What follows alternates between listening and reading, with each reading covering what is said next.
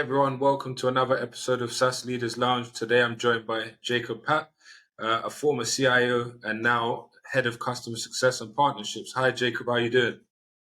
Very good, Paris. How you doing? I'm doing very well. It's a pleasure to have you on the show, and I'm excited to hear about your journey and your role as it is now at PredictSpring. That's correct. So just to maybe, synopsis, I was, early on in my career, I was an entrepreneur, really focused on the software engineering and management consulting space. I truly did enjoy, selling solutions and building them. And then as a CIO later in life, I was able to increase, that leverage by helping businesses become more agile and pivot against, market and consumer changing conditions. The thing that for me that's made me switch into the CSM role is I enjoy building and growing revenue. So as a CSM leader, this has allowed me to focus on multiple things: building, helping customers find solutions, and also directly impacting the revenue of an organization on both sides. And I guess in the early parts of your career, you was very hands-on with technology, right? And that stood you in great stead moving forward in your career. And how pivotal was it for you to be interested in technology early in your life as a child before deciding on your studies and launching your career? That's a great question, Paris. I was actually going to become a neurosurgeon, so I was going to go into the medical field as what most of my family members are in. And having looked at that field, experienced it through other people when visiting hospitals or just looking at what surgeons do, I decided it wasn't my cup of tea and decided to pivot into something a little bit different, which was engineering. And that has helped me kind of really, that passion for technology has really helped me look at solutions differently, enjoy all the good, the bad, and the ugly that come with putting technology solutions in place and helping people leverage them to make their lives better. So I feel that that interest, it always kind of comes back to what are your primary interests or what makes you happy. And I think when you look at that, ultimately for me, if I can leverage technology to make a person or people or companies end state better, that puts me in a good spot. Amazing. And I guess in the early parts of your career where you had that very entrepreneurial mindset and you had to launch your own business, how much did you take away and learn from, those early career steps and was able to transition that into your later roles? That's a great question, Paris. I think for me, one of the things I realized was, I coined, this term is used in the industry, in different industries, people that build and then people that scale. So I always call it like the 0 to 1, who can take a business from 0 to 1 and then take it from 1 plus. I realized as much as I can build that 0 to 1 phase, I enjoyed the scaling phase a lot better. So early on in my career, having to build a few businesses from the ground up, I also realized that although I can do it, there are a lot of people in the world that are better at it than I am. And I've shifted and focused more on helping businesses scale. I feel that's something I've been really good at and have had a good track record to show success on around that area. And it's something that, it's a different skill, I think, versus that 0 to 1 piece. And when you was, back, if we go back to as far as 2005, 2008, when you was in Canada, right? You were leading IT teams, and how important was being deep into the infrastructure and understanding from a customer perspective the type of problems that are occurring and how to help them to solve those. I think also, great question, Paris. I think, when you look at this, it's like I've met CIOs who are more, at the strategic level. And the challenge is, and this is a personal belief, I feel that you still need to know how things work. Ultimately, the more you know at the lower layers in terms of how technology works, how solutions work, you just become a more effective leader. It doesn't mean that you have to continue doing those things. I just feel that, instead of your team having to explain things to you and teach you things, you can actually be a strategic partner to them if you actually understand the components and what they're talking about. So I feel as, as a leader in the space that you're in, knowing the nuances, the details do matter. Even though you may not be doing it day to day, it would matter in making you more of an effective leader, but also more of an effective partner to both your team and the business. In terms of the business, I have a rule of thumb. I always say, like, if any business you're part of, you need to learn how things are done. And what I mean by that is, every role I've ever worked in, my first trip was not to go and, try to figure out how the tech worked. It was more about how does the business work. So if it was, manufacturing, something, learning how that thing is manufactured, what are the pieces that make it work, what needs to happen to allow it to become a finished product, and then understanding the technology on top of that to how does that help? How can you make that happen in a better way? Nicely put. And then for myself and really for the audience as well, I'm keen just to dive a little bit into your experiences as a CIO, and maybe you can elaborate a bit more about the challenges and the lessons that you've been able to learn from doing that role and how you transition those skills into customer success. As a CIO, my one focus was always the customer. If you ask me what was the most important thing, it was the customer. And what that means is people default the customer to the external customer. For me, the word customer means whether it's the internal customer, so the people that are in the business, or the external customer, the customer that the business is serving. And if you focus on that, you ultimately will have, I would say, a much more successful outcome in the things that you try to accomplish. Using that same methodology in the world I operated in customer success, it's making sure those customers are successful and their customers are successful, and making sure we're doing the right things to help do that. So I feel, because, as in the customer success role, I mean, the title itself is success of the customer. If you look at it, from Yeah. that side, is what can you do to make it happen? And ultimately, I feel, you know, understanding the customer, empathizing with the customer, knowing the challenges that they're going through, are all things would make you a better leader in really any role. Because, without a customer, you usually don't have a business. That's correct. And I guess when we look at as a customer success leader and your role now managing partnerships as well, is there any key initiatives or enablement programs that you have and are rolling out for customers to try and, enhance the value they're getting from the product? Yeah, I think it's giving customers a different perspective to look at things. So, because of my background as a CIO and because of my background in retail, it also has helped me take all of that, relevant experience and bring it to the other side. Because typically, when you're dealing with vendors may understand or empathize, but they haven't gone through all of those steps, right? Being truly in the shoes of the customer. And in the industry I'm in, I can truly say that I've been in those shoes. So I understand that to that level of depth. So it's allowed me to also focus on bringing different perspectives to these customers that they may not have thought of, and more of an advisor slash more of an helping them kind of reach their goals in different perspectives. And that seems to add a lot of value in the relationships that we have. The other thing for me, this is a personal philosophy. I always believe in the concept of fair trade. And what I mean by that is, relationships are valued not when they're working, they're valued when they're not working. So through hardship is where the value of a relationship comes through. And our focus, like even in life and in business, for me, has always been make sure that when your partners, your customers are going through that hardship, to help them wherever and however possible. And that's really helped kind of, pave ways to focus on everyone's successful outcome.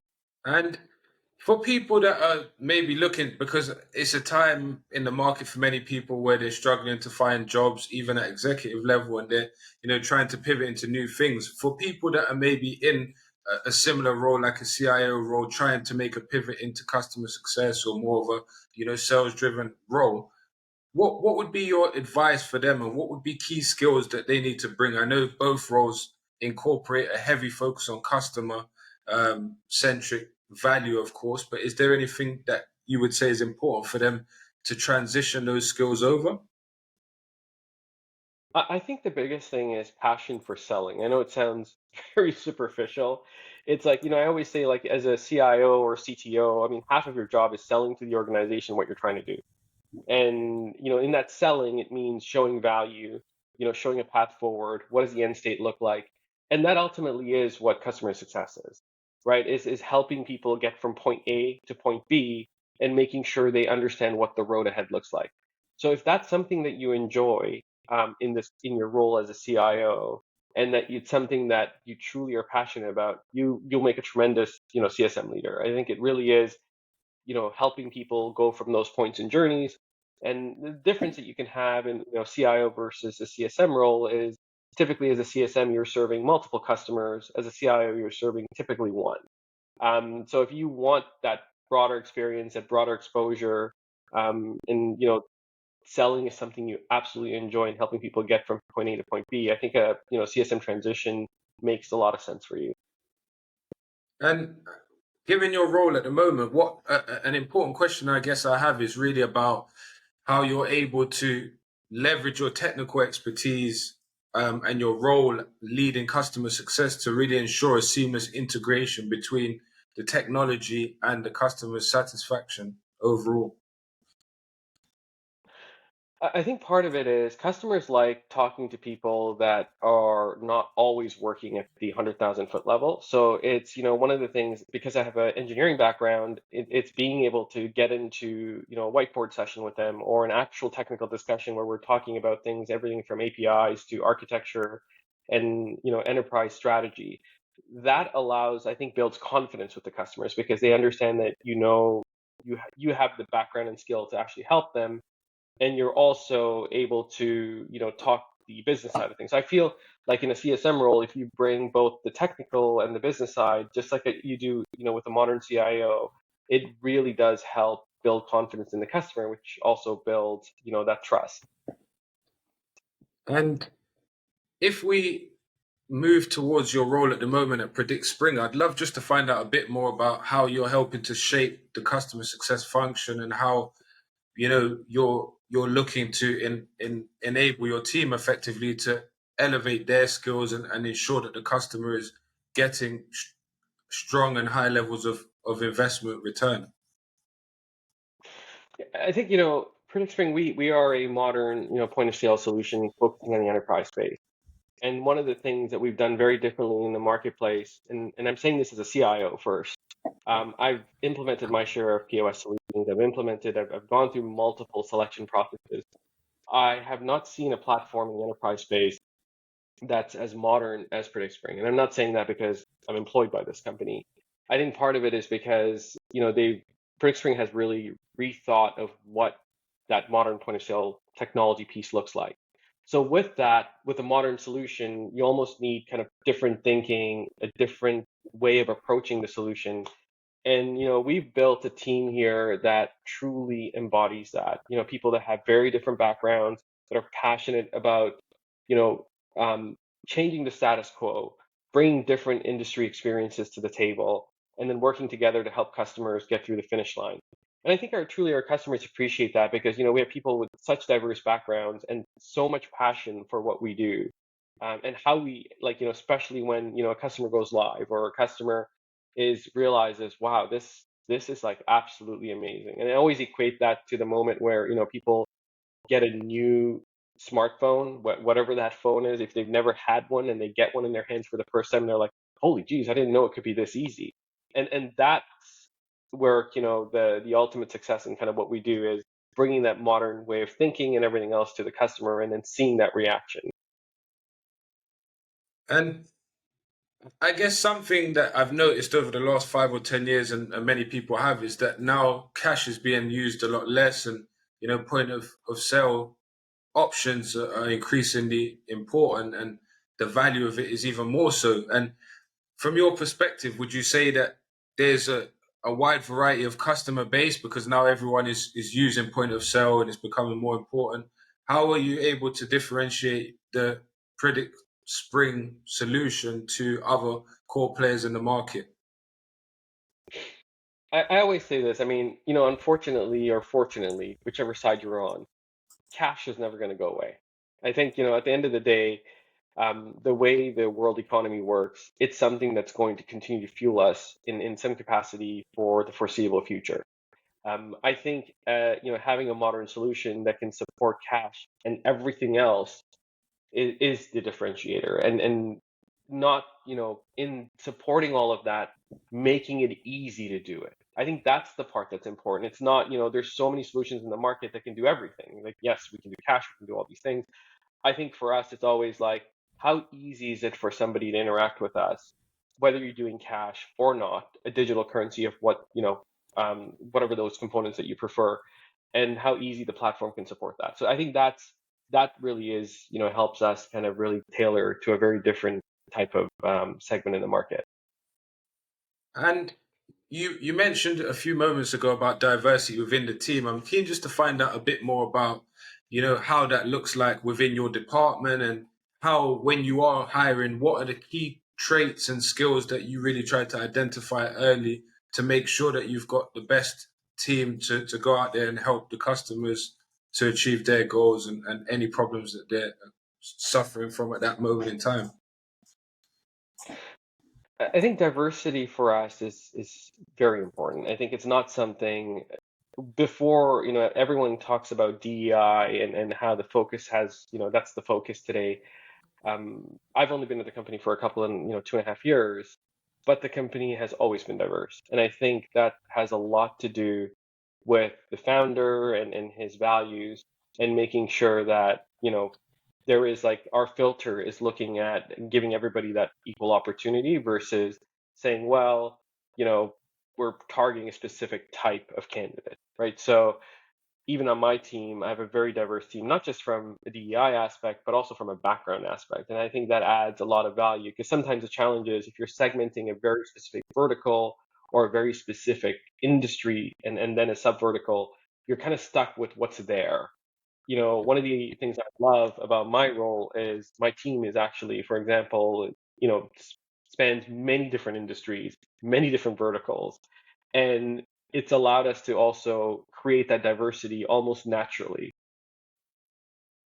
That's nice. And I guess another part we look at is, when you have customers across these different industries and verticals, if you have people that have that, different skill sets, it complements each other, right? You don't want clones of each other, because in that case, there will be areas where there's a lack of a specific skill set that may be needed for a set customer, say in automotive or retail, or manufacturing. So having a diverse skill set within your team is always a big plus. And something I guess is important to me to cover in these podcasts is really about, from a customer success perspective, where do you see the industry going? There's been a lot of discussions around, is this going to be something that's going to be around for a long time? We had the Snowflake CEO talking about, is there any value in customer success anymore? Maybe trying to merge it with support and sales, because there's no, measurable revenue from it. Where do you see the customer success space going? And is it on the rise? Is it on the fall at the moment, or? Great question, Paris. Customer success, there's, if you ask somebody, even within the United States, from coast to coast, what is customer success? Everyone's going to give you a different answer. And I think sometimes it's lost, because customer success is sometimes a different word for different types of roles that people are trying to position as customer success. My perspective is, customer success is a group within an organization that can truly help build stickiness for a product or a service, evangelize in the industry. But that also means finding the type of people that have that skill set. So when I look at a customer success person, they're like a Jack or Jill of all trades and master of many, right? So they have such a diverse skill set. They have the technical depth or the business depth. They both.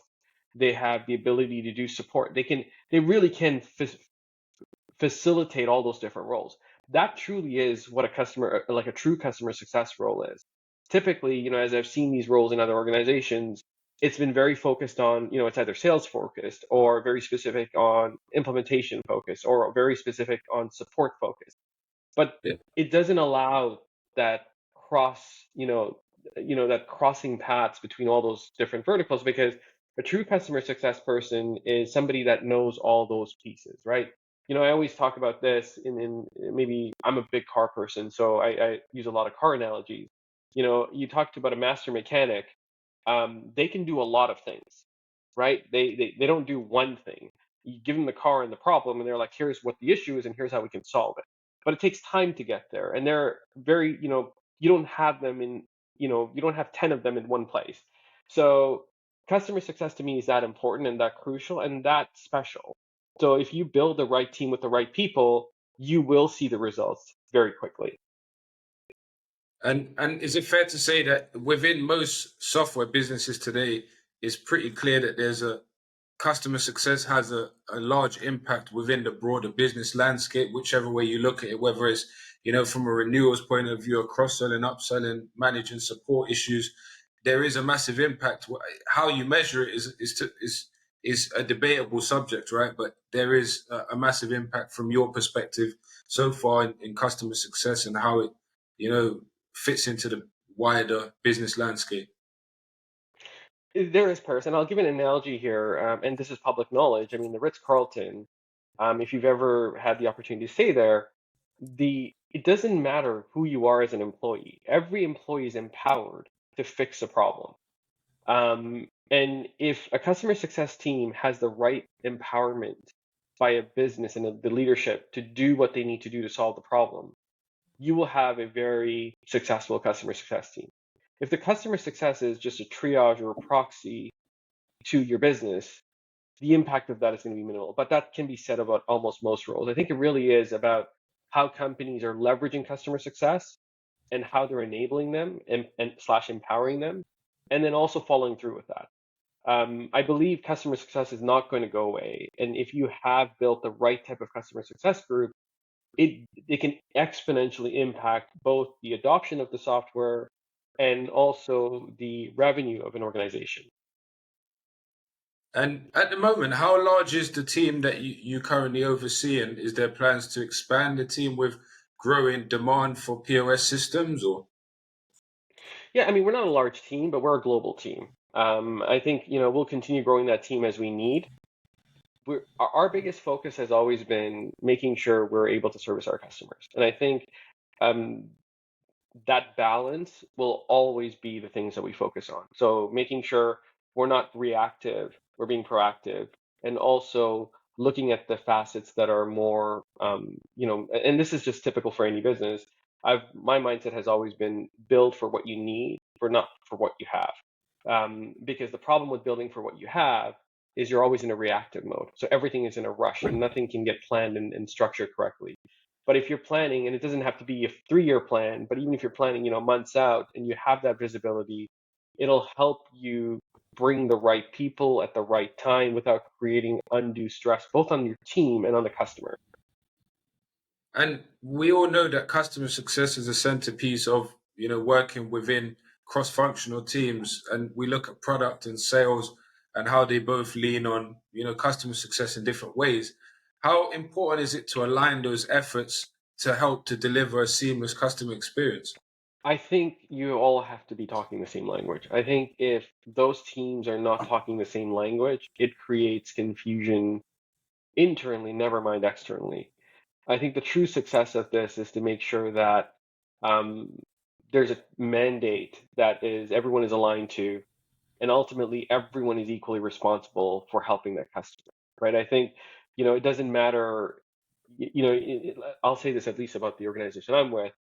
It's There is no passing the buck. Everyone is equally accountable. So if anyone comes to you with a problem, you're going to take a step to solve it. You're not, well, let me get somebody else involved, right? So I think that culture really does change how well a team can be functions, but how well the organization functions to the customer. I'm sure you've seen your pain. Even if not to pick on cable companies, but I mean they're an easy target in this. It's like, or an internet company, you call in for anything, they're like, no, no, I need to talk to 5 different people to solve a problem. And you think, I mean, the product is not that simple, the service is not that complicated. Why does the organization have to be that complicated? And that's never made any sense to me. Yeah, I agree. It's something I've been experiencing with my internet over the last few days. So it was a good point you brought up. But in In terms of, driving customer training and webinars, how important is that in the early days of a business's growth, really having, secure and clear training and webinar opportunities for the customers to really understand the product and how to deliver maximum value for them? I think it's very important. And there's always two evolutions of it, right? One evolution is kind of helping a customer understand, what the capabilities or the art of the possible are. And then the second evolution of that is for them to take that and tailor it to their own brand, right? Especially in retail, every brand has their own speak, if you can call it that, or their own vernacular, right? So making sure that, whether it's training or whatever it is, that you're speaking in the language of that business and having that business own that piece is hugely important to the successful of, adopting any net new product. And you've done a lot of work in retail. I know your time at Canada Goose, I guess, was an exciting time for you as well. They were, still growing, getting their brand out there in the world. So that's an area that I guess you have a lot of experience. And just lastly, before we dive into the fun part of quick fire questions as well, I just want to understand, when you are growing your team, how important is it for you to have, open communication channels, and more importantly, have a clear plan to growth for those employees? Super important. I think, talent, as much as, I'm sure you've seen this, there's tons of layoffs that are happening in the market. There's lots of people looking for jobs. And, I always, irrespective of market conditions, your employees are, your biggest asset. And if you can create a culture of growth, a culture of opportunity, it'll make sure that they have a reason to stay, right? Because I've heard from some executives where they're like, I just want to, somebody to come in, help the business for a couple of years, and they're done. And that's okay too. There's different philosophies, but I think if you can create a culture of opportunity and growth, there's more value in that. And I learned that from some early leaders who have built great teams. And one of my old CEOs, his on our business cards, the tagline was building long-term relationships. And he used to say that about both internal relationships and external relationships. And that business was wildly successful.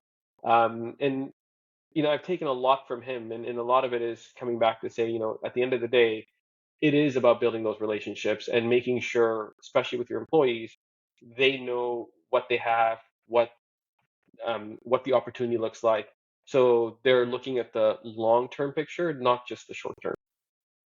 That's a great philosophy. And I guess even in your role now, and many roles before that, adopting that philosophy has really helped you to put the customer first, both, and also stakeholders internally within the business. So if you have that mindset, you're going to foster strong relationships moving forward. And just, a question I always ask to guests is, along your career of over 20 years, what would you say would have been the biggest lessons that you've learned?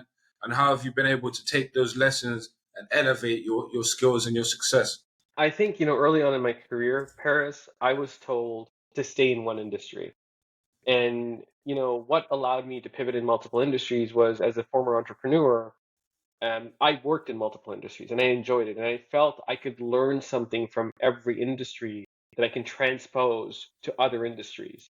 And, that's something that was a life lesson for me, because a lot of people early on in my career said you're committing career suicide, because if you stay in one industry, you'll get known in that industry and you'll move, forward. And I did the opposite. If you look at my career, it's a zigzag between industries, verticals. I mean, they don't even connect.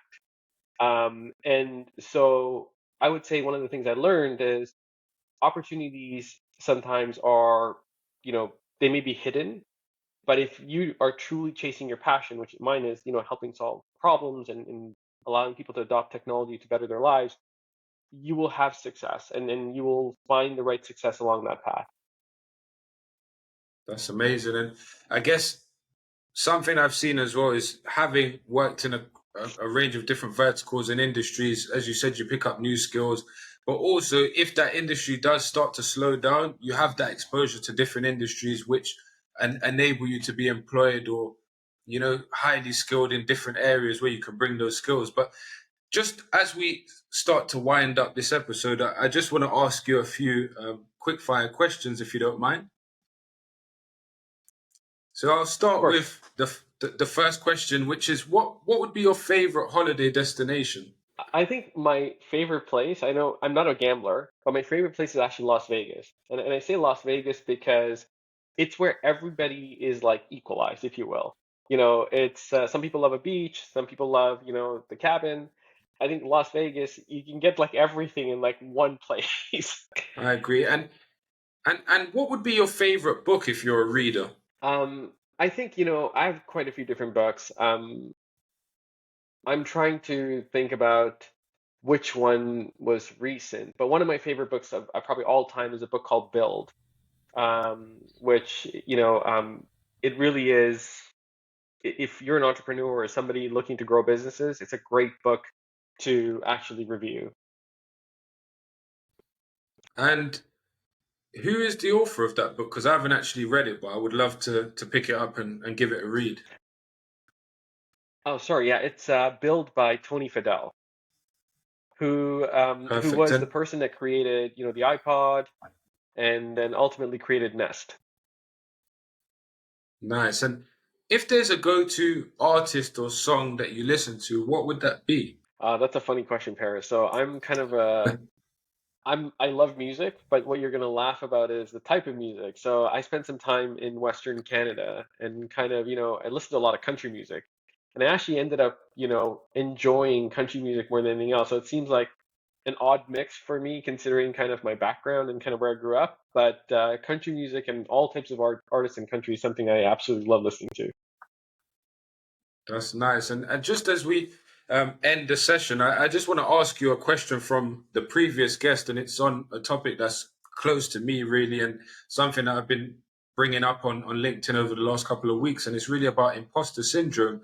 It's a big topic, and has been for quite a few years. And the question is, if you have experienced imposter syndrome, at what period in your career did you do so? How long did it take you to overcome it? And what did you learn from it in that period? I think early on in my career, as I got into executive management, I was young when I got into executive management, and that was something that haunted me for a long time. It wasn't something that was easy to get rid of, but as I acknowledged it and tried to look at it from different angles, it's always in the back of your head. It's like, am I lucky or did I get here by merit or is it a combination of both? And the advice I've, that has been given to me and give to others is as you climb the ladder or as you scale the ladder, or whether it's vertical, horizontally, whatever it is, and you find yourself in positions that you absolutely love and you're like, I mean, I must be the luckiest person or, whatever it is. I think it's just to be thankful for where you're at. And I think if you look at it from that aspect, you've worked hard, you know how hard you've worked, and looking at that and reflecting on that hopefully will help ease that imposter syndrome. And was it just to elaborate a little bit longer on that topic specifically? Was it something that went on for a while, or was it just for a brief period of when you first got that executive position? I think, Paris, for me, it was on and off. I think I sometimes, I mean, you don't, it'll come back from time to time as you're thinking through things, but it's always kind of reflecting and understanding that. So I'm more acknowledging it, right? Like some people just they they recognize it, but they don't acknowledge it, right? So I think you need to Yeah. acknowledge it, and then also it's like any other things that you have, you've got to deal with it one way or another. And is there a question that you have for the next guest that you'd like to share before we wrap it up? Yeah, I mean, I think the question that asked that guest is, leadership in CSM is changing rapidly. And especially with the fact that, as companies, as you pointed out, companies are actually devaluing customer success in some areas. I'm curious to hear the person's perspective on what customer success can do generally to actually change that perspective. Because something has obviously, I mean, it was coming from a very valued position to this position where some people feel that customer success doesn't have value. what do we need to do as an industry to help change that? I'll be sure to ask that question, Jacob. But from myself, I want to thank you for being a guest today, for sharing some great insights, and it was a very valuable conversation for myself, and I guess for the audience as well. But I know your day is only starting, so I'll let you go. But again, thank you very much for your time and your efforts today. Thank you, Paris. Thanks, Jacob.